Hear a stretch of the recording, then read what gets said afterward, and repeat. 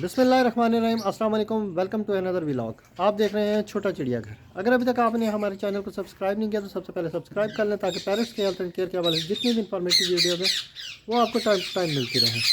तो वक्त ज़्यादा किए बगैर चलते हैं हम अपने आज के टॉपिक की तरफ। अभी लास्ट मैंने एक वीडियो अपलोड की थी जिसमें बताया था कि पैरट्स की जो प्लकिंग का इशू है, फीदर्स प्लकिंग का, वो क्या है, और उसकी 4 रीज़न्स भी मैंने आपको बताई थी और उसकी सलूशन भी मैंने उसका आपको बताया था। सलूशन के साथ साथ मैंने आपको ट्रीटमेंट वगैरह भी उसका बताया था कि आपने क्या ट्रीटमेंट करना है अगर आपका पैरट फीदर्स को प्लक कर रहा है, तो अपने पैरों को नोच रहा है। तो उसमें फ़र्स्ट रीज़न जो मैंने आपको बताई थी वो बताई थी मैंने स्ट्रेस की, कि जिस टाइम आपका पैरट स्ट्रेस में आ जाता है तो वो अपने पैरों को खींचने लग जाता है। सेकंड रीज़न मैंने आपको बताई थी कि उसके माइट्स का इशू हो जाता है, कि जब उसके जुएँ हो जाती हैं, उसके पैरों में जुएँ हो जाए तो उसका मैंने आपको बताया था कि आपने स्प्रे वगैरह करना है नीम का, या नीम के पत्तों का इस्तेमाल करें, उसके केज वगैरह में रखें, तो ये भी वेल एंड गुड हो जाएगा, बेहतर हो जाएगा, वो अपने पैरों को नोचेगा नहीं।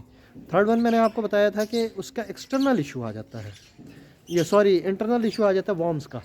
ये अगर उसके पेट में कीड़े वगैरह हो जाते हैं तो फिर भी वो, क्योंकि एक्सटर्नल उसका साइड इफ़ेक्ट तो आना ही आना है, जब पेट में कीड़े होंगे तो डेफिनेटली सी बात है उसका सारा का सारा जो इशू है वो एक्सटर्नल हो जाना है। तो उसके लिए डिवॉर्मिंग वगैरह आपने टाइम टू टाइम करनी है, ऑफ सीज़न में करनी है, ना कि इन सीज़न में। जब ब्रीडिंग का सीज़न हो तो आपने बिल्कुल भी नहीं करना।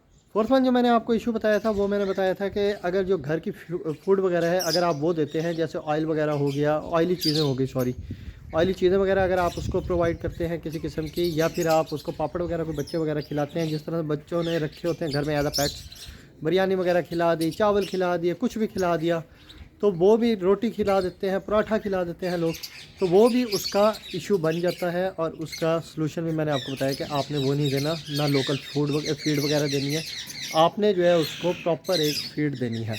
अब मेरे पास एक सवाल आया कि लेट्स सपोज अब जिसने एक सेटअप बनाया हुआ है और उसके पास किसी एक पैरट में ये बीमारी आ गई है फीदर प्लकिंग की, इंटरनल या एक्सटर्नल। अब 4 जो उसके अंदर बीमारियां बताई, इंटरनल या एक्सटर्नल को बीमारी आ गई है और वो फीदर प्लकिंग करने लग गया है, तो इसमें दूसरे जो पैरट्स हैं हम उनको क्या अलग कर देंगे या उसी केज में ही रखेंगे, यानी कि उसी सेटअप में रख सकते हैं, यानी कि केजेस तो सेपरेट हो गए लेकिन उस सेटअप में हम रख सकते हैं या नहीं रख सकते। तो ये बहुत इंटरेस्टिंग बात है और इसकी मैं आपकी क्यूरी का मुकम्मल जवाब दूंगा इस वीडियो के अंदर, और इंशाल्लाह उम्मीद करता हूँ कि ये आपको वीडियो पसंद आएगी। आपके सवाल का जवाब भी इसी वीडियो में मिल जाएगा आपको। नंबर 1, ये अगर आप बात करते हैं कि आपके पैरट की प्लकिंग हो रही है और आपने उसको उस सेटअप में रखा हुआ है जहाँ पे आपके दूसरे भी बर्ड्स रखे हुए हैं, जितने भी एग्जॉटिक पैरट्स हैं आपके सारे पैरट्स उसी में रखे हुए हैं, और आप ये कहते हैं कि यार एक पैरट को तो ये बीमारी लगी हुई है फीदर प्लकिंग की, कहीं मेरे दूसरे पैरट को ये बीमारी ना लग जाए, तो मेरी एक बात जहन में रखें कि ये वायरल डिसीज़ नहीं है। ये वायरल डिसीज़ किस सूरत में है वो भी मैं आपको बताता हूँ। ये वायरल डिसीज़ नहीं है, आप जिस सेटअप में दूसरे पैरट्स को रख रहे हैं आप उसी सेटअप में इसको भी रख सकते हैं, कोई इशू नहीं है।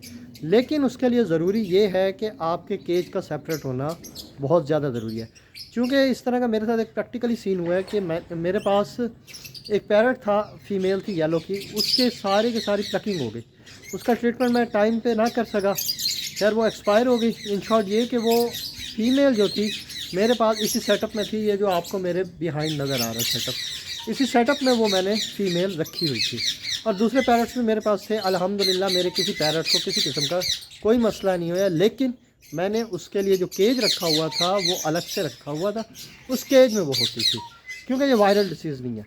हाँ जी, अब बात आ जाती है अगर वायरल की हम बात करें तो ये वायरल डिसीज़ भी है, लेकिन उसके लिए रीज़न का होना ज़रूरी है। लेट्स सपोज आपका पैरट एक्सटर्नल इशू का शिकार है या इंटरनल इशू का शिकार है, आपने उसको इस सेटअप में रखा हुआ है। अब सेटअप में आपने उसको ऐसे केज में रखा हुआ है या किसी एवरी में रखा हुआ है, तो डेफिनेटली सी बात है आपने जो उसको दाने का बर्तन प्रोवाइड करना है वो भी सेम होगा और पानी का बर्तन भी सेम होगा। अब जिस टाइम वो पानी पिएगा पैरट, तो दूसरा पैरट भी यकीनी सी बात है उसी केज में, जो सेम केज में होगा प्लकिंग वाला पैरट, तो वो भी उसमें से पानी पिएगा और दाना भी खाएगा, और उसके साथ वो परिंदा भले लगता रहे उसको कोई इशू नहीं होगा। लेकिन जो अगर वो दाना और पानी खाता रह गया और पानी के अंदर क्योंकि वायरस आ जाता है, तो वो जिस टाइम वायरस आएगा तो वो डेफिनेटली सी बात है आपके दूसरे पैरट को वायरस लगेगा ही लगेगा। इस सूरत में ये वायरल डिसीज़ है। अब लेट्स सपोज ये हमारे पीछे एक कॉलोनी है लव बर्ड्स की, अब इस कॉलोनी के अंदर अगर किसी एक पैरट को इस तरह का कोई इशू हो जाता है इंटरनल या एक्सटर्नल, वो वायरल डिसीज़ नहीं है, आप उसको फ़ौरन से अलग कर दें, बेहतर है किसी और केज में रख दें, उसका ट्रीटमेंट वगैरह करें। लेकिन अगर वो इसी केज में रह जाता है तो आपने पानी का बर्तन रखना है, उसने पानी पीना है। पानी जब पिएगा तो डेफिनेटली सी बात है दूसरे परिंदों ने भी आपके पानी पीना है। जब वो पानी पिएंगे तो दूसरे परिंदों को भी वो बीमारी लगेगी। क्योंकि आपने अक्सर सुना होगा कि अपने घर में किसी को भी कोई नज़ला ज़ुकाम खांसी वगैरह हो जाए तो हमेशा घर के बड़े यही कहते हैं कि आप उस गिलास में पानी ना पिएं, आप उस बर्तन को अभी इस्तेमाल ना करें, उसको नज़ला है, खांसी है, ज़ुकाम है, बुखार है, तो आपको ना हो जाए। तो ये वायरल डिसीज़ सिर्फ उस सूरत में है कि अगर एक ही बर्तन को इस्तेमाल किया जाएगा। अगर एक बर्तन इस्तेमाल नहीं किया जाता और दूसरा बर्तन इस्तेमाल किया जाता, दूसरे केज में रखा जाता है, तो ये वायरल डिसीज़ नहीं है। तो ये थी आपकी क्यूरी का, ये था आपकी क्यूरी का जवाब। तो इसके अंदर परेशान होने वाली बात नहीं है, आप एक ही सेटअप में रख सकते हैं अपने पैरट को, भले वो प्लकिंग कर रहे हैं या कुछ भी कर रहे हैं। लेकिन एहतियात आपने ये करनी है कि आप उसको अलग केज में रखेंगे जब तक कि आप उसका ट्रीटमेंट कंप्लीट नहीं कर लेते। जब ट्रीटमेंट आपका कंप्लीट हो जाए पैरट का, फिर आप उसको उस केज में शिफ्ट कर दें जिसमें आपने करना है, भले सेम केज में कर दें, कोई इशू नहीं है।